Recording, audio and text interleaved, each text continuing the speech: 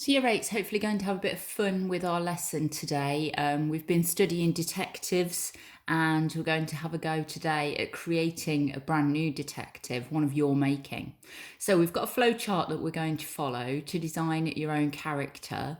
A new detective who'll grab your reader's attention from the first time they're introduced. Now, this isn't just a flow chart about designing characters who are detectives. It can be adapted and used for any sort of character. These are the sorts of things that you need to consider, or some of them certainly, with any characters that you create.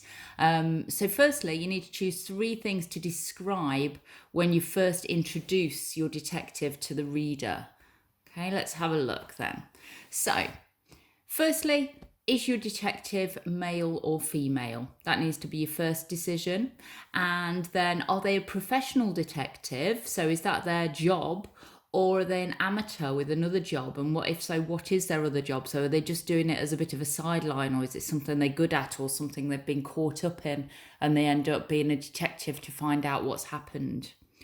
What does their office look like? When we read the extract about Sherlock Holmes, we saw that the lab that he was working in was described as being quite chaotic, lots of things all over the place. So is your detective going to have an office or a workplace that's really pristine and tidy? If you think about my desk at school, I like it always to be nice and tidy and not cluttered. Or some people have just clutter everywhere but seem to know where everything is, and that's the way that they work best. How do you want your detective to work? Then moving on from that, what does their house look like? Is that going to be a reflection of their workplace? Is it pristine? Is everything organised and in its place? Or is that chaotic and cluttered?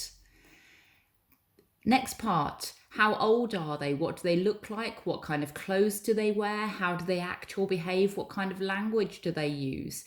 When we're talking about the language that people use, we're not on about whether they speak in French or Spanish or anything like that. We're thinking about, do they speak quite formally? Are they quite posh?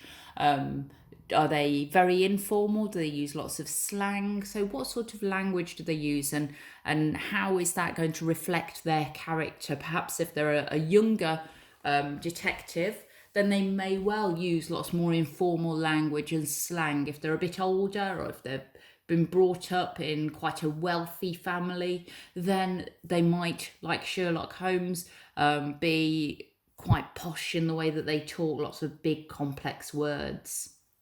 And then finally, what's their attitude to crime and criminals? Where will they be when you introduce them to the reader? What will they be doing and why are they there? So think about how all of those things were reflected in that extract from Sherlock Holmes that we read, okay? So you need to work through that flow chart, just making notes at this point, thinking about the character that you're creating, the detective you're creating. What do you want them to be like? Think about television programs and films that you might have seen with detectives in them. Are you going to pick any of those aspects to try and reflect in your own detective? So, a few tasks then. So Agatha Christie, very, very famous author, she created a detective called Miss Marple, and she tells us what Miss Marple's like. For example, she tells us that Marple is charming and innocent. Arthur Conan Doyle, however, shows us what Sherlock Holmes is like. For example, he doesn't tell us that Holmes is very dedicated and enthusiastic. He shows us Holmes running towards Watson, shouting excitedly about his discovery. So in that way, he's showing us what this character's like rather than telling us. So when you've created your detective and you've got lots of notes about them, I'd like you to write 2 short descriptions. The first one following the style of Agatha Christie. So I want you to write a short description of your detective in which you tell the reader what he or she looks like.